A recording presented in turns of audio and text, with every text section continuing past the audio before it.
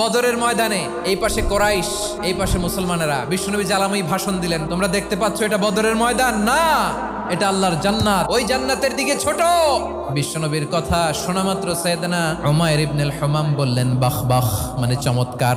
বিশ্বনবী বললেন মা ইয়াহমিলুকা আলা কাউলিকা বাখ বাখ ইয়া উমাইর, আমার এই কথা শুনে তুমি কেন বললা বাখ বাখ?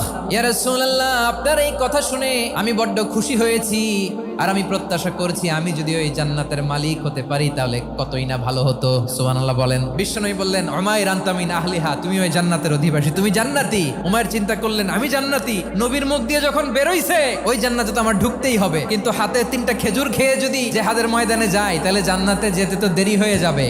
এই চিন্তা আসা মাত্রই খেজুর 3টাকে তিনি ছুঁড়ে মারলেন, তলোয়ার বের করে আল্লাহু আকবার বলে বদরের ময়দানে ঝাঁপিয়ে পড়লেন। আল্লাহর শত্রুদেরকে কচুকাটা করে এক পর্যায়ে শাহাদাতের সুধা পেয়ে নিজেও জান্নাতি হয়ে গেলেন। পড়েন সুবহানাল্লাহ।